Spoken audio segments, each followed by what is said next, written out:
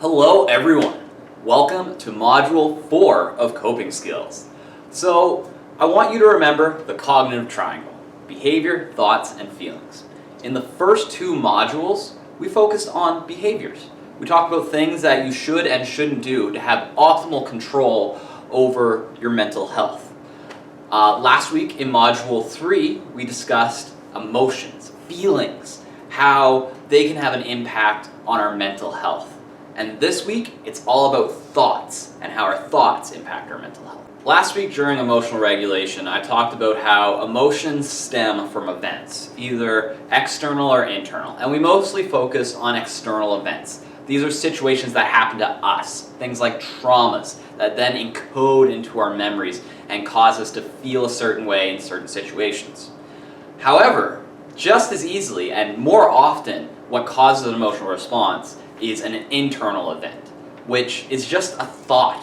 So today we're going to be discussing how thoughts can kind of worm their way into our brains and cause us to feel certain emotions. And we're going to talk about how that we can kind of stop those negative emotions happening. When we have a thought and it causes us to feel in a negative way, there's a term for that. It's called thinking traps.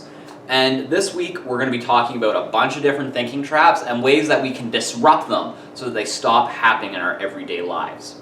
So we're now going to review 12 thinking traps that people do on a daily basis that negatively impact their mental health. And I just want to take a second here and get you to think about it. Have you ever had a thought that stopped you from doing something? Have you ever been talking to somebody and a thought kind of crossed your mind and it immediately changed the way that you address that conversation? They happen all the time.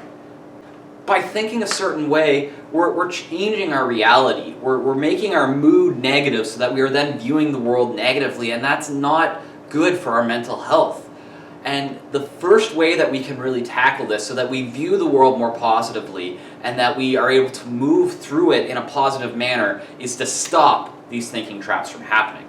We're going to discuss that a little bit later, but I want to address what these 12 thinking traps are and see if you can spot when you're doing them. So the first one that we have is fortune telling.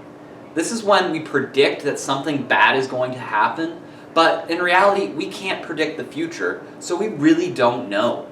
A great example of fortune telling is saying, I'm not going to go ask that person out because they're just going to say no anyway. You don't know the outcome of a situation. You're assuming and you're thinking in a negative manner, so that is why it's a thinking trap. The next one is called black or white thinking. This is when we look at a situation and either good or bad, right or wrong. There's no in between, there's no middle or gray area. Great example of this shows up a lot with people who want to be perfectionists, want to do everything perfectly. They might write a huge report, but have a few spelling mistakes and think that the whole paper is garbage. They won't look at the positives, they'll just focus in on that negative. They'll think that the whole project is ruined. Or say that your project for the day, your task of the day is you want to clean up the house. And you get the bedroom done, the living room done, the kitchen done, but you didn't make it to the bathroom. So you can say, you know what, the whole day was a waste of time. I'm a failure because I didn't get the whole house cleaned. You're looking at a situation as completed or incomplete. The next one is mind reader. This is where we assume that we know what other people are thinking. And typically that we think they're thinking the worst of us, the negative. You say a joke and no one laughs and you think, oh, everyone thinks I'm stupid. You go to talk to somebody and they look at their phone and you think, oh my gosh, I'm boring them. We assume we know what they're thinking, but in reality, we don't. We can't read other people's minds. So the next one is called overgeneralization. This is when we use terms like never or always. So I'm always going to be a failure. I'm never going to be able to get my GED. When we use terms like that, we make it concrete in our mind.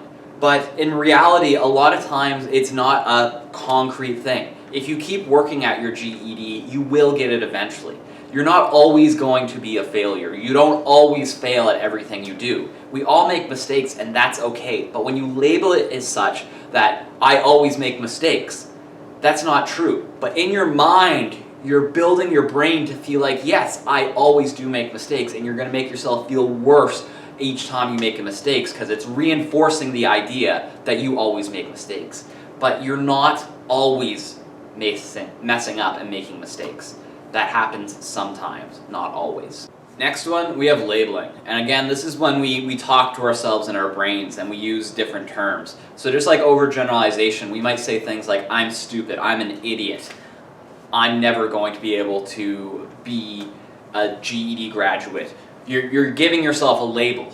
And reality, we are so big, complex things. When we put a single title on ourselves, it again wires our brains to view ourselves negatively. So we have to stop that, and we have to understand that, you know what, I might have messed up, I might have made a mistake, but I am not just my anxiety, I'm not just my depression, I'm so many big, beautiful things. So just putting one title on yourself is not helping your self-esteem, your self-confidence, and your brain mapping.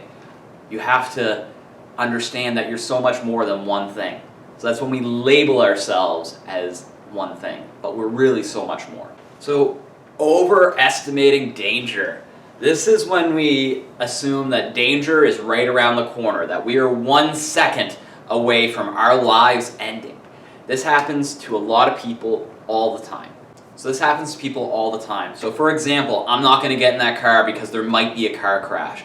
Oh, I have a little bit of a pain right here, it might be a tumor. We assume that the worst is right there. And what that does is put us in a constant state of fight, flight, or freeze, which we've already talked about many times, how that's bad and is going to negatively impact your life. Better way to reframe this is to understand, you know what?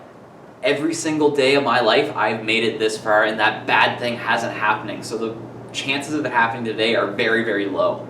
You got to reframe it in your mind and understand that danger isn't right around the corner. So filtering. In my opinion, this is the one that people do absolutely the most.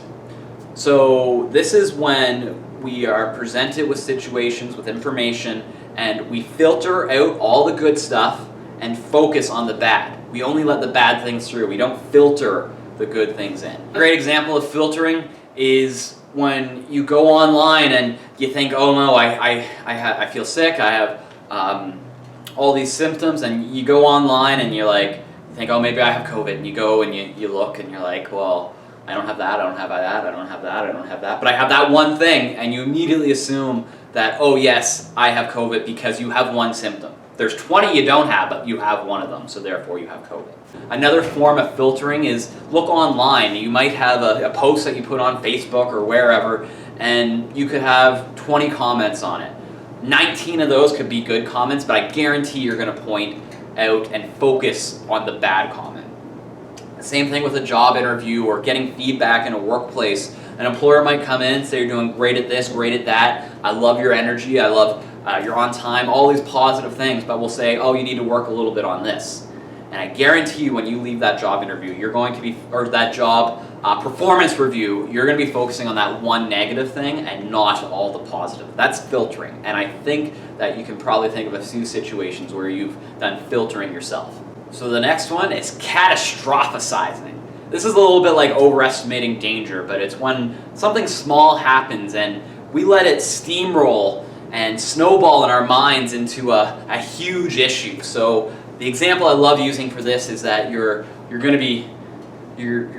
miss the bus, you're going to be a few minutes late for work, and in your mind it starts racing and you think, well, I'm going to be late for work, my boss is going to yell at me, and then they're going to fire me, and then I'm not going to have enough money to pay my rent, and I'm not going to be able to eat food, and then I'm going to have to live on the streets, and then I'm going to die in a ditch.